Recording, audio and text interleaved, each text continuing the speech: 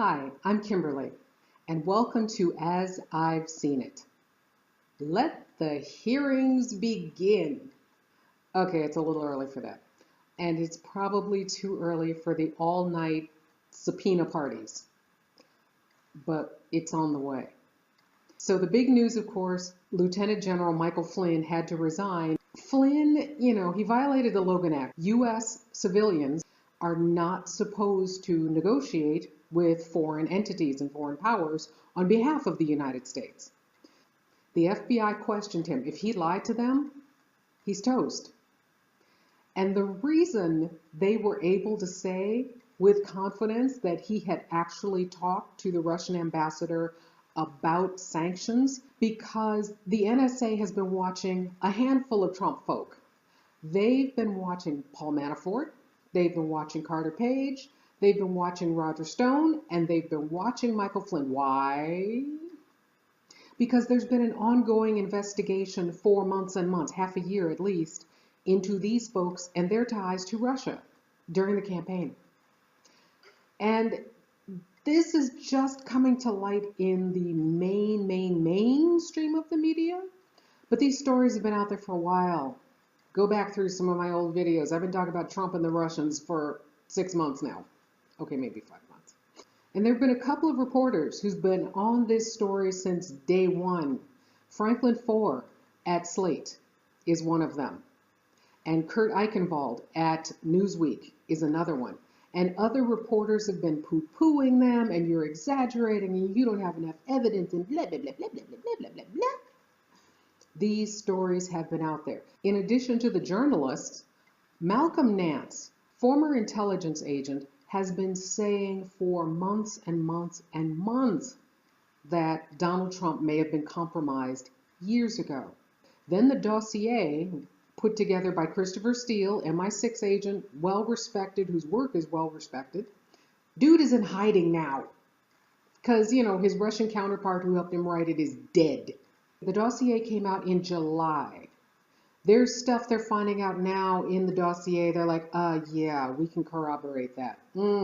Yeah, that person did make that phone call on that day.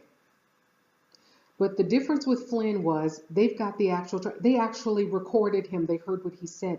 They know they talked about sanctions. So the question is, did he lie to the FBI?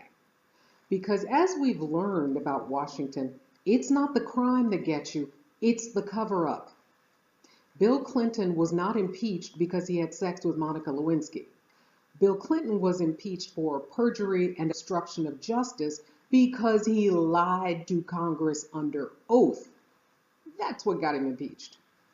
And when it comes to lies, this administration beats everybody all the way back to Nixon.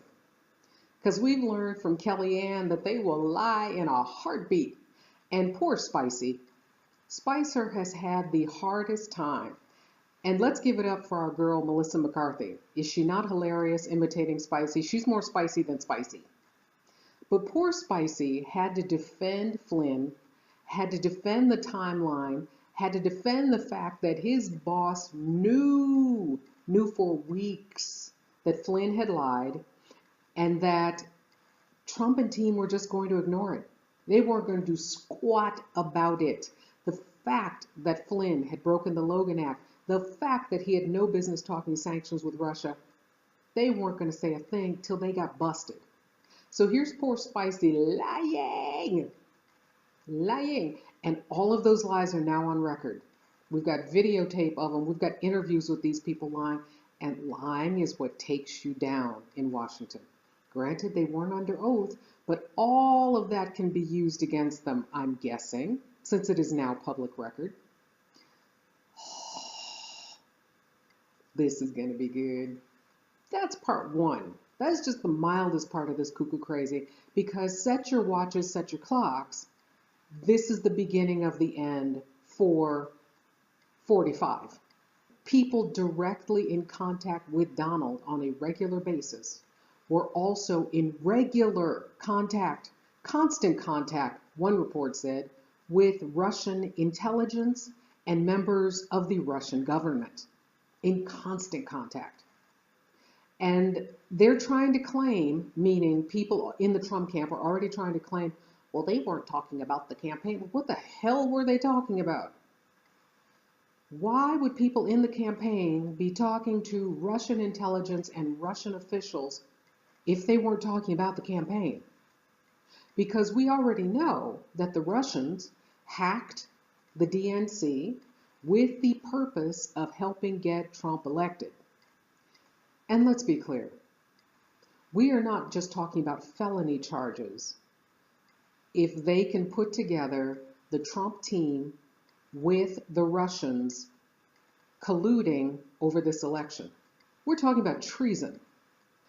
So the question is, what did Orange Face know and when did he know it?